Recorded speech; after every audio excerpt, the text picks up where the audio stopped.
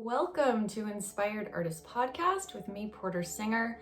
This is going to be another solo Porter show. I'm going to talk about what I feel is an underlying issue in our culture and just with the human condition in general, which is trying to control other people.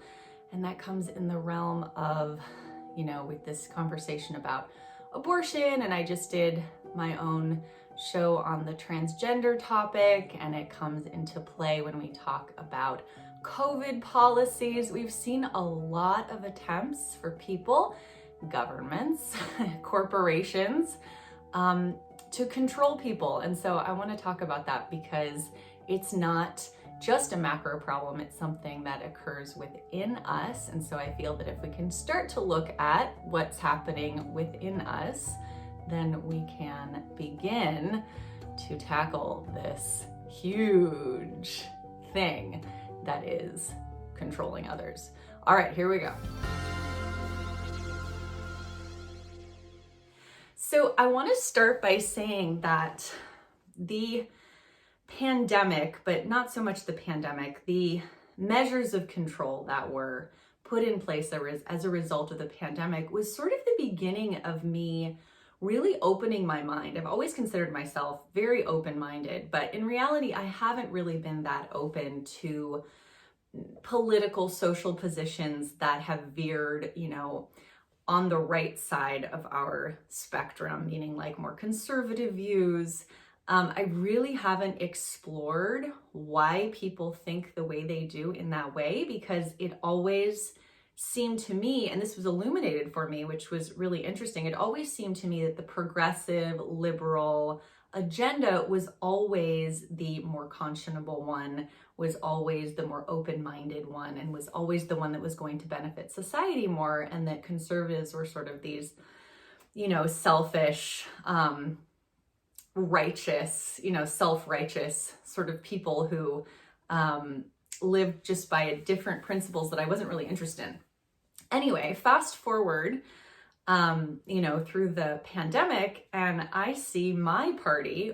I don't really consider. So I grew up in France. I don't consider myself a Democrat. I've always considered myself more like socialist leaning, but not in the dictatorship, not in the aberration that socialism and communism can become in countries where it's basically just an excuse for the elite to rule poorer people. That's not what I mean. So maybe if I were to adjust that, it would be more of like an anarchist sort of community that I would, envision as utopia. But in any event, it definitely wasn't conservative.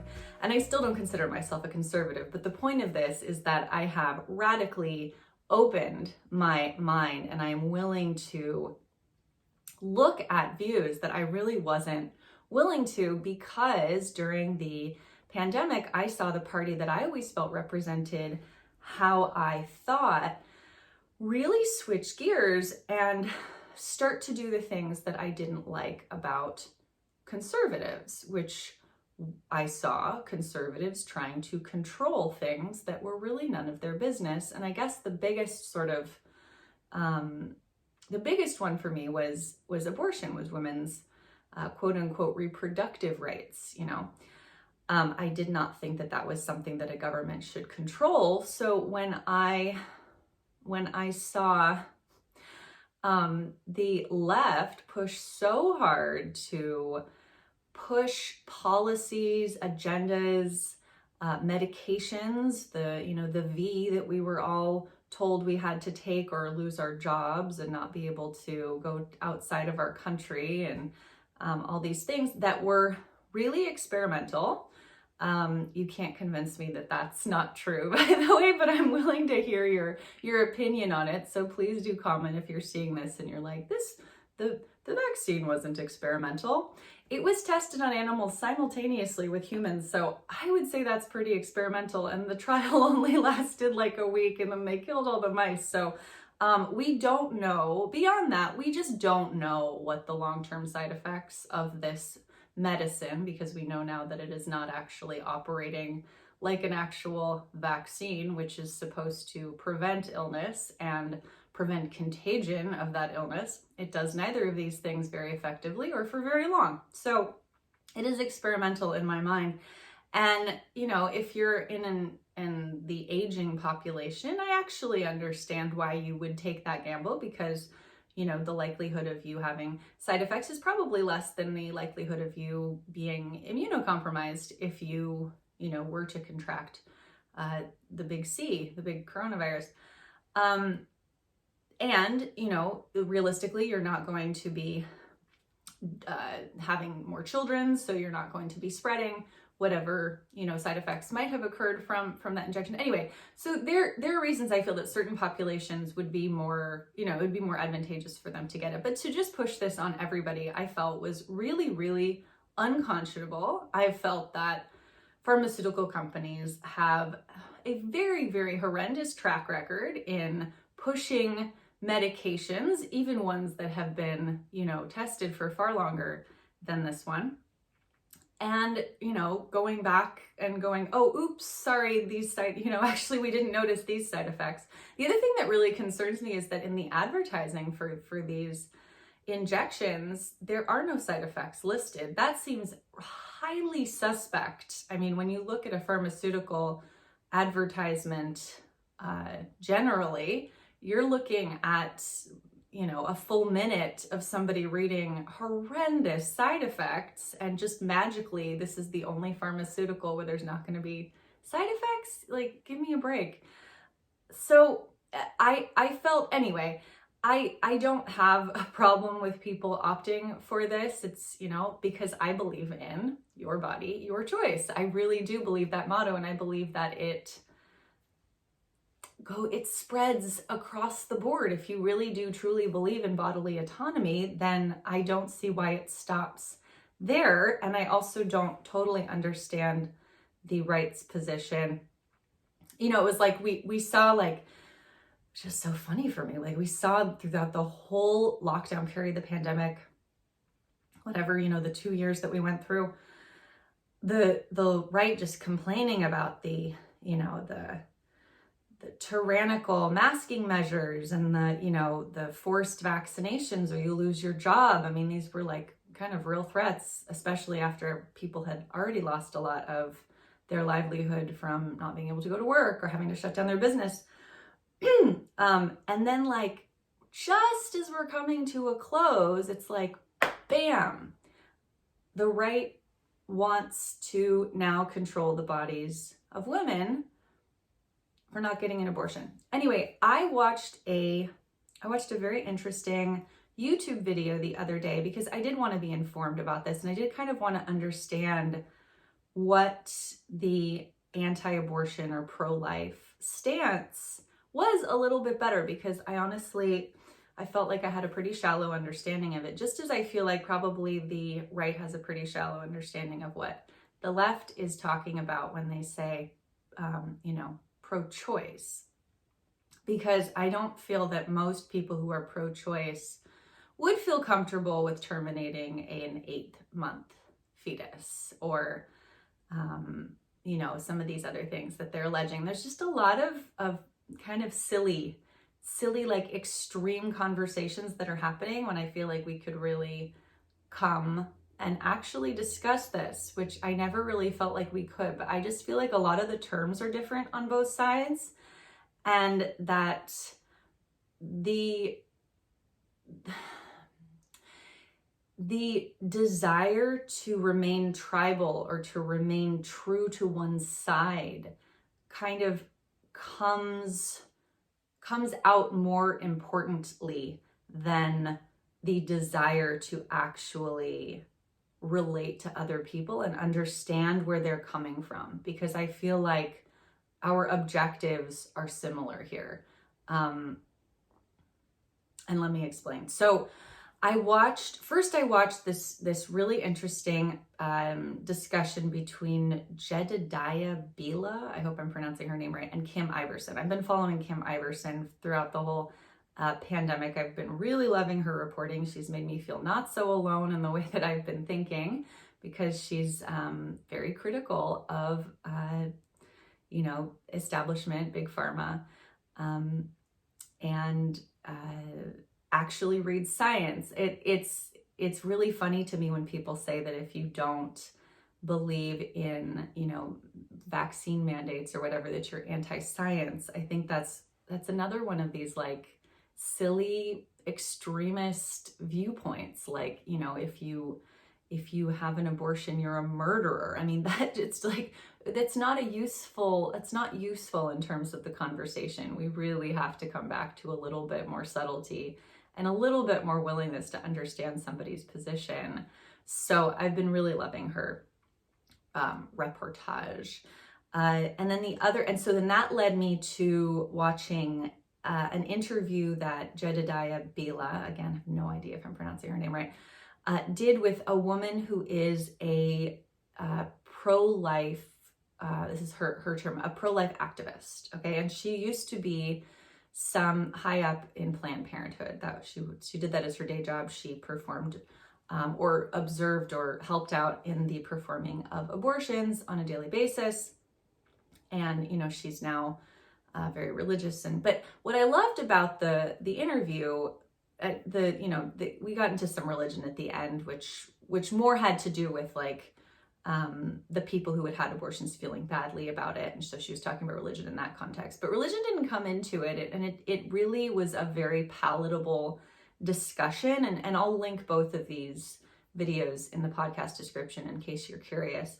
It was a very palatable discussion for a liberal, like myself, to watch. I did not feel like they were holier than thou or self-righteous about this discussion until maybe like the end. But I thought it was very informative. And one of the things that I learned, which I was very grateful to learn, because like I said, I really had not given the position of quote unquote pro-life the time of day. It was like, this is silly religiosity. I'm not giving it my time. And I think that's a mistake. I think it's a mistake not to give people an ear, to understand their position if you're going to be arguing the counterpoint. So one of the things that I learned, which I found very interesting, and this was not the conclusion that they came to, but what I saw a business model, Planned Parenthood, that is falsely presenting itself as a, as I feel like most companies are put in the position of presenting themselves as a do-good cause. They want to make sure that women get birth control. That's another huge problem. My stepsister actually just, I believe she worked on it. She told me she was working on it, so I assume that she completed working on it. But there's this new documentary that Ricky Lake and I think it's Abby Epstein made, similar to The Business of Being Born, but the business of birth control. And I know from an interview with them, I haven't watched the movie yet, but I know from an interview with them that the research that they did on birth control is actually quite scary. I mean, birth control, the pill, convinces a woman's body that she is perpetually pregnant. That wreaks havoc on her mental health. And it is responsible for depression. And anyway, you can watch that documentary. I intend to.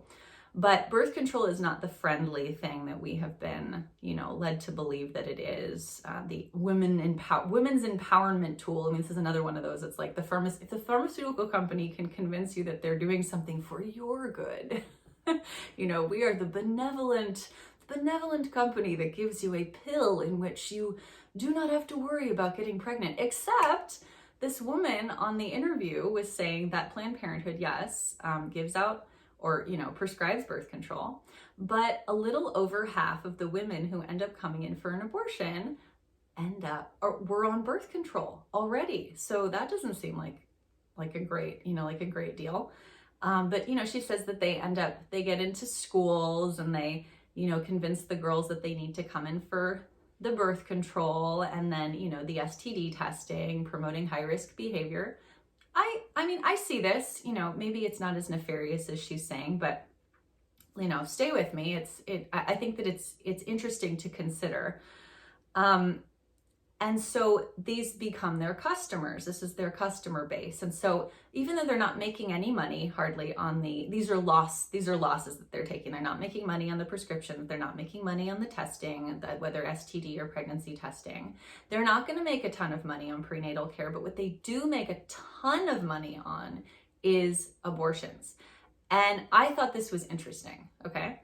So if we can take the politics out of it, let's imagine that a company has one product that actually makes them money, and all the other products are only going to, will hurt the business if they don't sell this cash cow of a product, right? So in Planned Parenthood's case, it is the abortion. Their claim is that they're only doing 3% of their services as abortion. This is an interesting statistic because, and I'm just getting this from the interview, so if you know differently, please let me know, but according to her, and according to Jed, who had like a sheet she had done research on, the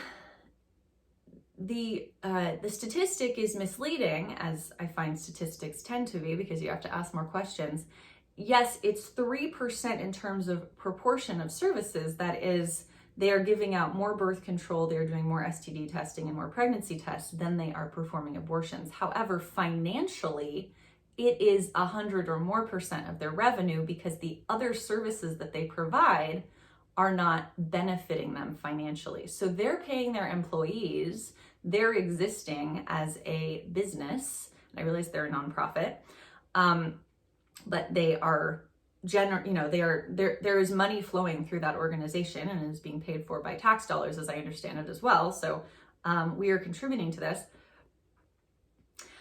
That is a little, that's a little crazy to me. So if the company that is offering you a service of abortion, which I believe is a service that should be provided. In fact, I don't know why we have to go to a special center to get an abortion. I feel like that should be something that a regular doctor could perform.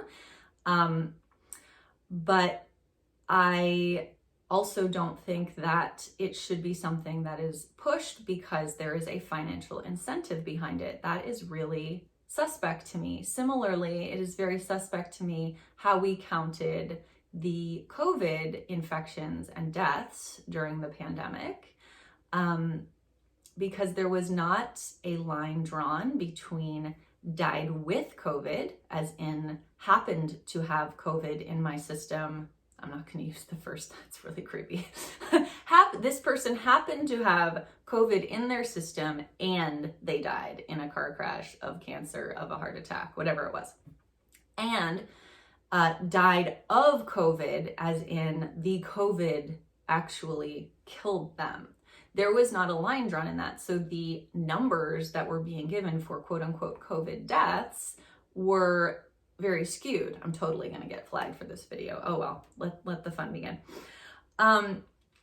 So that, and the reason for that, the reason I brought that up was because there actually was a financial incentive for diagnosing someone with COVID as cause of death, because the facility would get special funds for treating COVID or for having a COVID patient.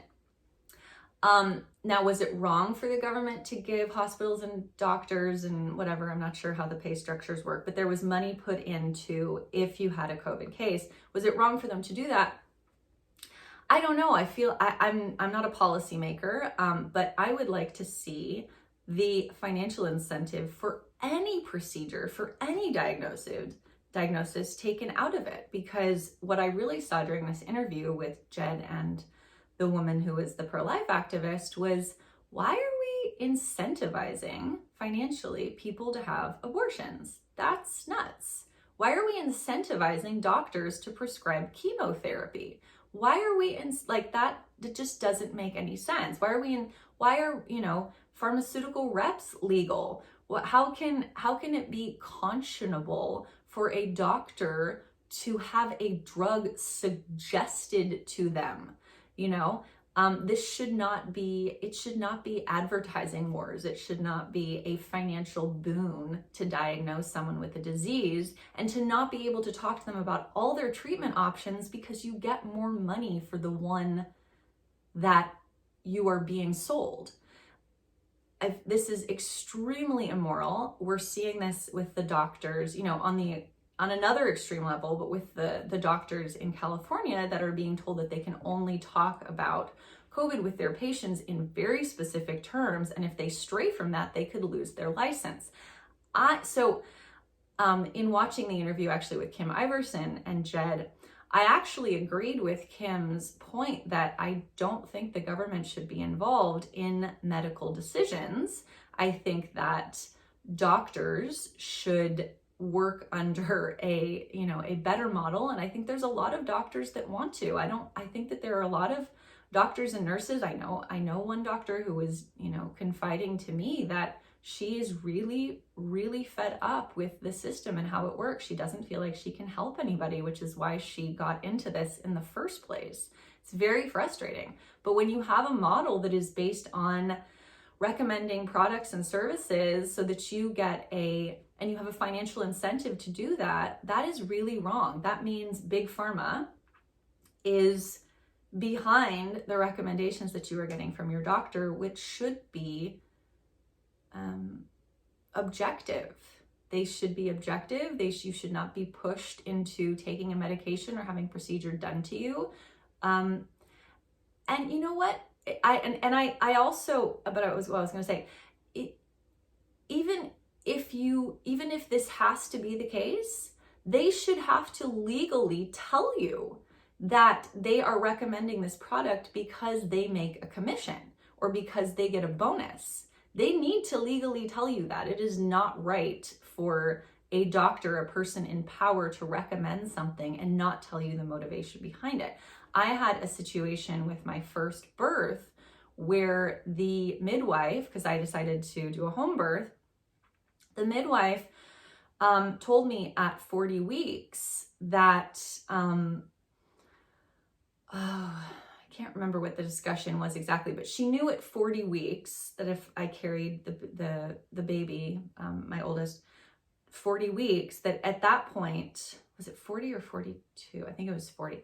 That at that point, if something went wrong with she was no longer sort of protected by whatever sort of protection was afforded to her by her licensure. After 40 weeks, it was sort of touch and go. Like if something went wrong, she really needed to haul me to the hospital because she could be in severe trouble. Okay. But she didn't tell me this. So if she had told me this, then that would have been a huge relief. I only learned about this like a year later. That was, it's like, what the fuck happened in that birth? But I was later than 42 weeks, perfectly healthy baby. There was no problem. But during crowning, there were some heart decelerations, which, as I have learned, is pretty normal. It's not reason to call an ambulance. However, that was really scary for her because of the reason that I just told you. Objectively speaking, far more dangerous to stall my pushing by having to get into an ambulance while I was crowning. Far more dangerous. I mean, just think about this. Than to have just pushed through it. But she was freaked out of her mind because of these laws that she was bound by, which is why I ended up not going with a licensed midwife my second time. I ended up doing a free birth. And if I hadn't done a free birth, I would have gotten an unlicensed midwife. Ask me about that later if you want to know more about that. I do not believe in licensed midwives. I do not think that is a useful or valuable thing to have because you are not dealing with surgery or any sort of medical procedure when you're talking about birth, hopefully. So I don't know why you would need any sort of external authority to do that.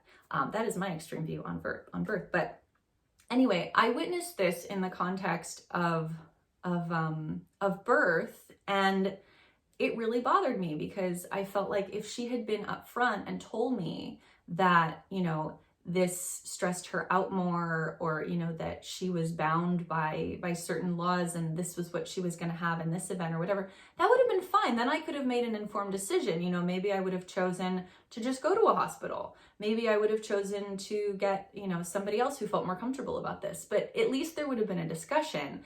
I don't understand why it has become commonplace, you know, in the case of this, you know, abortion thing, in case of, you know, recommending chemotherapy, or with the, you know, counting of COVID deaths. Why are we allowing the institution of medicine to be dictated by for-profit industry? And so you have to look back and go, well, that must have to do with the fact that we believe medicine is about prescribing drugs, that we believe that wellness care is sick care, that we believe we're, you know, if we're sick, we're lacking drugs. I don't know. I remember getting diagnosed. I was on birth control actually because I had acne as a college student, and so I went on Accutane, and they forced me to be on birth control as part of the Accutane treatment because it can cause horrible birth defects, knowing that over half of the women who get abortions were on birth control, though I really wonder if that's a sound argument there, especially since I was not sexually active. But, you know, nonetheless, I had to be on birth control, and I remember feeling really awful. I was gaining weight, and after my whole treatment, and I always blame this on the Accutane, but I was just reflecting this morning, like, I wonder if my hypothyroidism didn't stem also from the birth control, because that is a hormone, and the thyroid is linked to hormones. So anyway, I was able to cure that within myself. I did not have to go on lifelong medication, which was what I was recommended. And that kind of launched my, you know, my interest in alternative medicine or alternative wellness, because getting a diagnosis that I was going to have to be on a drug for the rest of my life was not acceptable to me. And I felt within myself like, and I wasn't doing any sort of spiritual practice at the time, but there was a voice inside me that said, like, this does not have to be true. This is not going to be the rest of your life. So it was scary, but I ended up with, you know, dietary changes, and I was doing yoga. I started doing yoga, not needing the medication anymore. So anyway, that brings me back to control. So what I learned about the pro-life, you know, quote unquote anti-abortion, whatever you want to call it, mindset is that they don't feel that they are trying to control the woman as much as they feel a duty to protect the child. And here's, I feel like, the most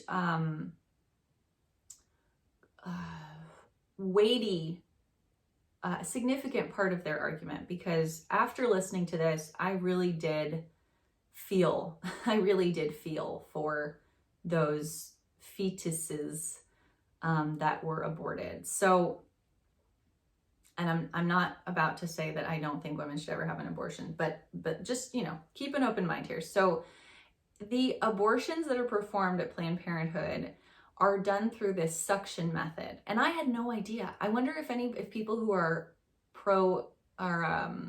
pro-choice really actually know what an abortion is. I had no idea. It's like this sort of like foggy concept, right? Like when you know how something works, it's a totally different thing. But they basically stick like it's like, what'd she say, 3 times or 9 times, something more powerful than a vacuum cleaner, inside of a woman's uterus. And they listen, they don't even look, they can't see anything.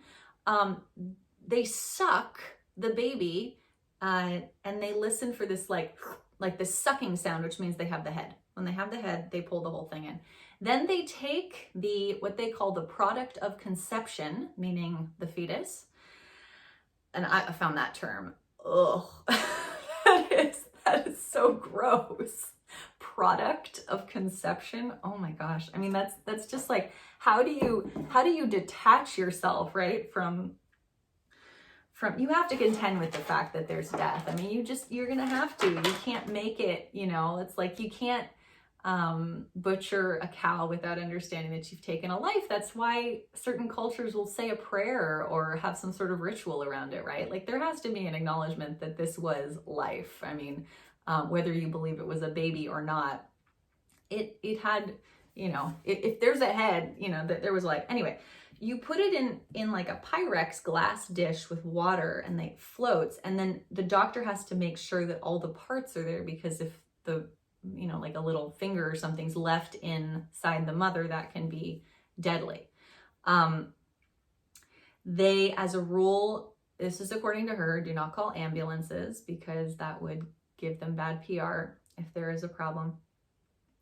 But the reason she had a change of heart, she would do this on a daily basis, was because one time there was a traveling abortionist, I guess they're called, who required the use of ultrasound during the abortion, which seems far more respectful to the woman, don't you think? That like the person, kind of operating on you would be able to actually see what they're doing. That seemed really strange to me, that they wouldn't be able to see what they're doing. So maybe in other countries it's done differently, but and maybe in other establishments it's done differently, but according to her, this is how Planned Parenthood is doing it.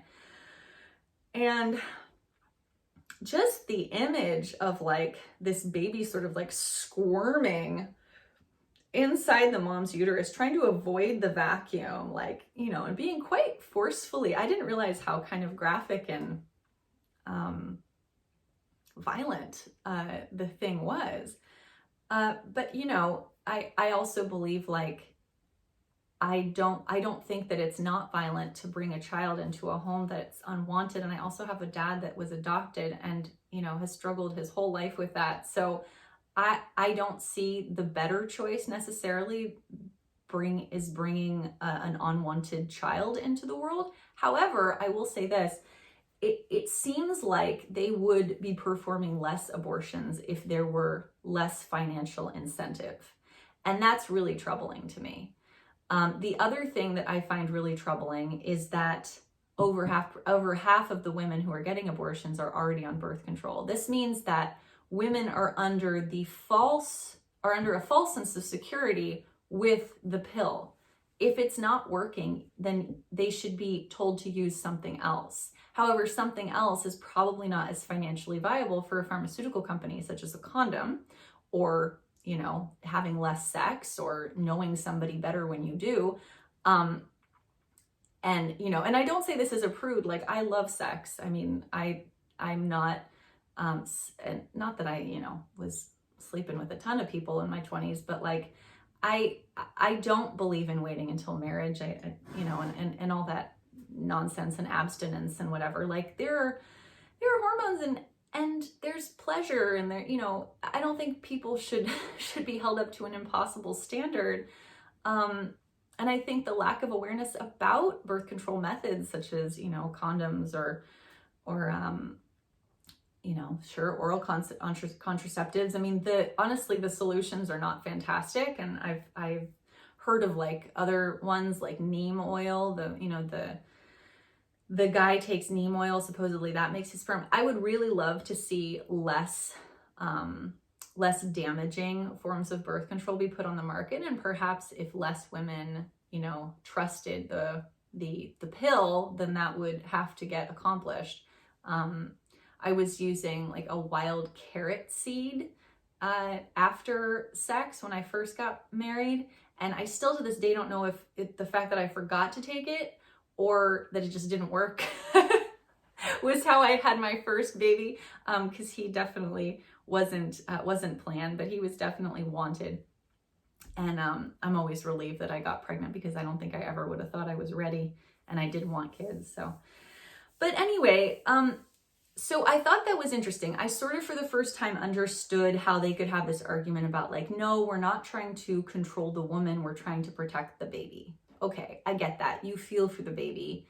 You know, does a fetus have the same level of consciousness as a baby or a grown child? Do they feel pain in the same way? I thought that this was interesting because Jed had talked about fetal pain. From what I know about pain, pain is something that happens in the mind. It's not something that is measurable. Somebody could, 10 people could get a stab wound and they would experience very different levels of pain depending on who they are. So I'm not convinced that we can know what the fetus is feeling and thinking and, experiencing about this. I think it is probably traumatic. I also think birth is traumatic for a baby. It's like kind of the first traumatic event.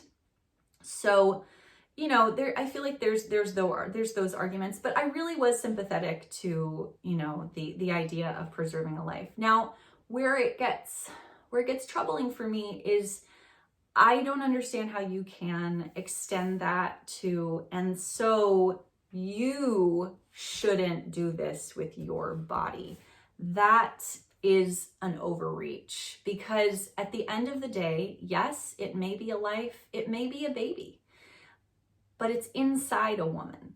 It's inside a woman. And you know what? Yeah, it might be super selfish. That word was used in the thing, for a woman to choose her career or her whatever over the life of this growing fetus inside of her. But I don't feel like that is the only selfish, I don't think that that's the only selfishness that is taking place in that instance, because I feel like we're very quick to, or the pro-lifers are very quick to sort of bring in the argument of, well, the father should have a say. And, if there is a good relationship between the woman and the father, I feel like that's probably not something you have to legislate either, right? That's probably something that's just a given. Why wouldn't they do that? And if there's not a good relationship, if there was rape or coercion or just an abusive relationship, do I feel that the father should be involved? Absolutely not. Why would they? What if the woman doesn't feel safe with that man, then I don't think that she has an obligation to involve him in parenting. That is nuts. So I don't think there should be legislation either way. I don't think that you should be legislated to, again, I don't think the government has a place in medical care.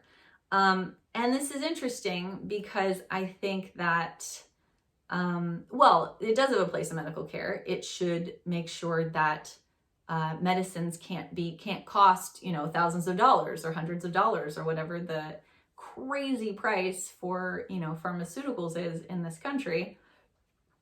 I think that big pharma should be reduced to what it needs to be and provide, essential drugs to people. And I think that those drugs should become generic. And I think that we should, I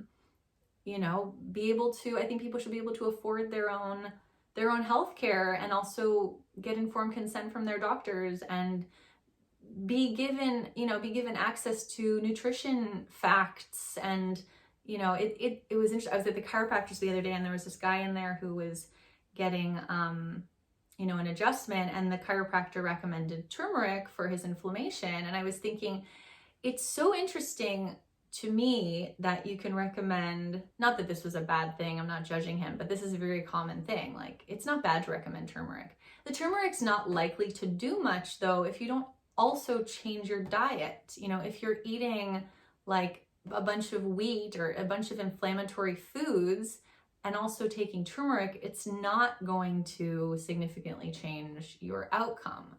So we need to stop thinking of ourselves as, or we need to stop thinking of our relationship with food as completely dissociated with our state of being. I mean, it is literally the raw materials of our body, right? We take the food and it forms our body. At any given point, we are the product of whatever, variety of foods that we took in that period of time. And it's not random or completely, well, it's not random that we feel the way we do, eating the way that we do. You can't know that until you completely alter your diet, though. So I totally relate to how people don't get that, because if I hadn't so drastically changed my diet so many times, and I did not do this to look better, by the way, I did this to feel better. So it was not a diet, but it was changing my diet. You know, like I found out kind of at a late age that wheat really bothered me. I thought I was getting yeast infections because it bothered my intestines so badly that it felt like an irritation, you know, possibly in like my reproductive organs. But my doctor, who was a wonderful doctor, told me that I might have a slight intolerance for wheat. And she also mentioned dairy, and that if I eliminated those, this was at another time when my hypothyroidism popped back up because I was consuming a ton of raw milk because I was trying the Weston Price sort of like vegetarian version of it. But if you can imagine, you know, having like raw dairy and fermented grains and things like that, but it ended up really irritating me. Yeah, it ended up really irritating me and causing a lot of inflammation. And she explained to me how that affects the thyroid, which I'd never considered before, but it makes sense because the way that I healed my thyroid the first time was by going raw vegan, and I wasn't consuming any dairy or wheat or gluten in that context. So that made a lot of sense that that would work. So I do still eat dairy, but I don't eat wheat, and that really helps me. I don't have any sort of thyroid issues anymore. So, you know, we have to be encouraged to get to know our bodies, get to know what we tolerate well, what we don't. I think that this has to kind of tying in with what I was talking about with Grant on my last podcast is he was talking about how, like, you know, watching Netflix and eating a tub of ice cream is not self-care. And it made me think about self-love. You know, when you love your body, when you have actual body positivity, when you feel positively about your body, you want to take care of it. You don't want to just accept your disease in a sense. You know, it's like if I had been diagnosed with hypothyroidism and I was like, I'm going to love my hypothyroidism and I'm going to feed my hypothyroidism and I'm going to become the face for you know, it's like, really? I don't know that's not love. I mean, I can understand going, okay, I accept that I have hypothyroidism. Now, what may have led me to this point here? What might I have done to create this? And why did I do that? You know, what was I trying to numb myself from, perhaps? Or what emotions was I trying to avoid? What was I trying to bypass? You know, that I think that's usually the basis. My mom introduced me to this concept at a very early age of illness being psychosomatic, but she didn't really have like a tool to work through that. It was like, oh, you're sore, you know, your throat is sore because you know, you're feeling sad, but she didn't help me kind of work through that to heal my throat. So that was kind of the work of the, you know, the latter part of my 20s and 30s was, okay, so how do I take that knowledge? I know that I am afflicted. This is an area that I used to get afflicted by a lot, and I don't anymore, which I find very interesting. But I think I also wasn't speaking my truth a lot. And obviously, I mean, you can see I'm talking away here. So I must have at some point realized that my health depended on sharing what I had to say and sharing my voice and sharing my message. And that is a huge component in the thyroid as well, right? So when we think about energy centers, we get to that point. But anyway, I'm as you would expect from me. But I've gotten quite far from the subject of control. I'm going to rein myself in a little bit here. So I find it very interesting how we try to control people, because at the heart, I understand better, like so much better, the right's position. I feel that the left, and I'm not sure if this is like, it just happens this way. It's like we we're shown the most extreme right-wing positions on this, as in like, even if it's incest, even if it's rape, even if it's gonna kill the mother, no abortions, you know. And then we see the left of like, even if I'm 1 day away from giving birth, I deserve to kill that fetus. And it's like, neither of those things are helpful. That is really, really polluting the environment for conversation, because I don't feel like that's, first of all, it's not the majority of what people are thinking, okay? But you don't have to bring up, you don't have to bring up the possibility that someone is going to want to abort a fetus at 9 months. Because first of all, if that were being done, there would have to be a medically necessary reason why that was being done. It would have to be necessary, right? It couldn't just be on a whim. What doctor would do that?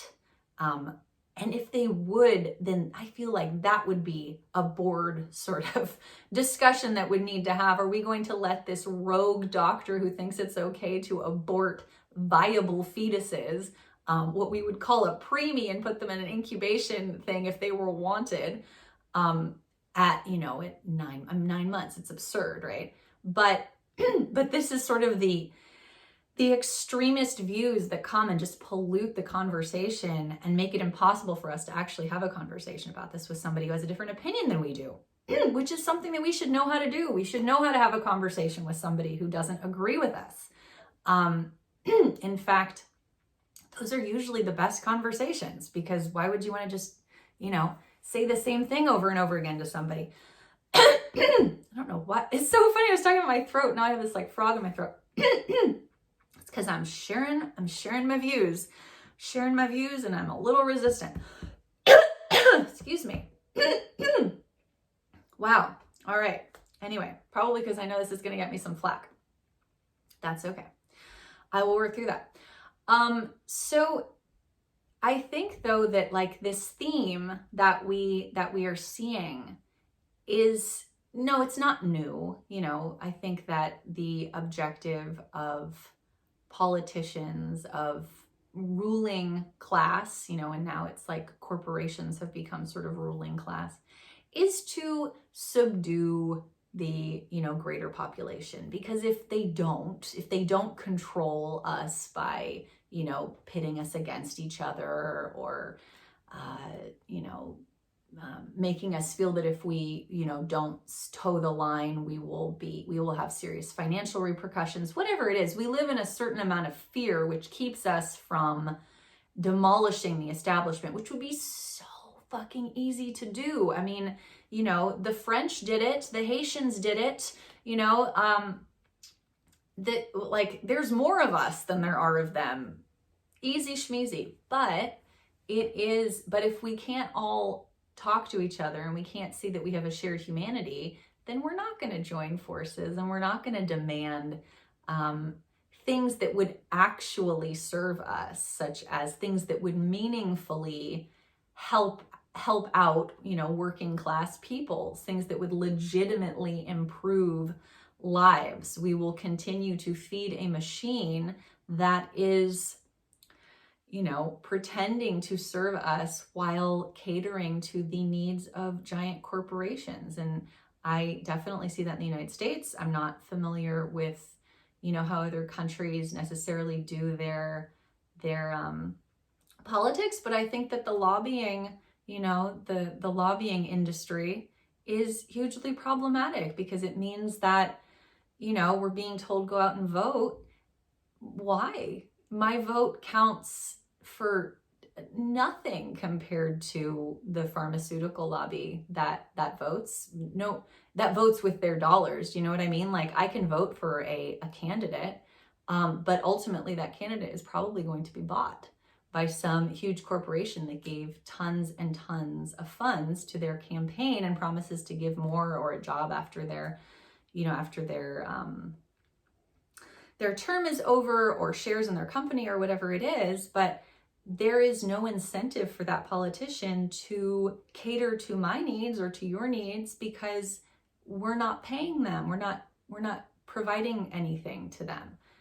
So much better to just, control us by pitting us against each other with this silliness. And I don't mean to say that abortion is silly. That's not my point. But like the extreme views, you know, on this, or like the way that we were pitted against each other during the pandemic, it's not helping the human cause. And I did want to get to this idea of control in like an internal way. Control is something that we do to ourselves. We attempt to control ourselves so that we appear a certain way when we are in conversation with people, when we are at work, when we're with our partner, whatever. We control what we say because we don't want to start an argument. We control how we react because we don't want to appear this way. We can try to control our kids so that we look better when we're in public. We try to control our partner so that, you know, we're not embarrassed, or so that, you know, we have lots of reasons for attempting to control ourselves and the people in our immediate environment. But the basis of that need is that we want to feel safe.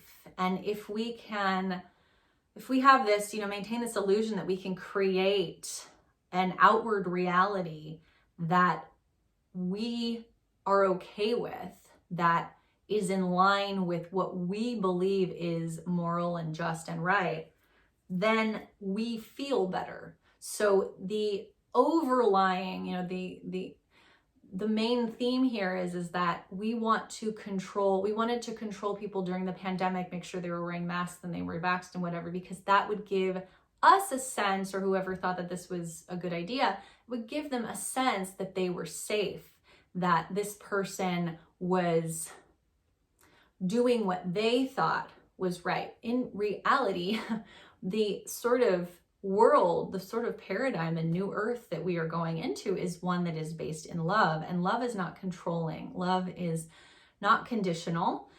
If it is, then it is not love. It allows for a variety of opinions to be expressed. It allows for a variety of actions to take place.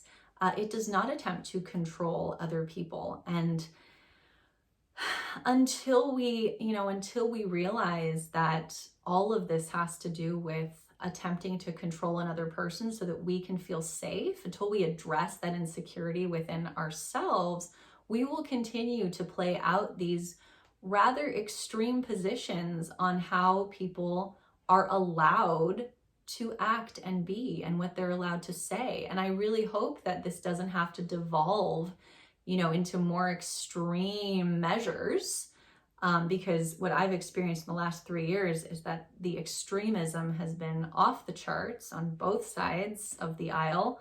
And it's funny that we have to talk about two sides. Again, I'm just going to get on my soapbox one more time. There should be more than two political parties, or at least two noticeable political parties, and lobbying. But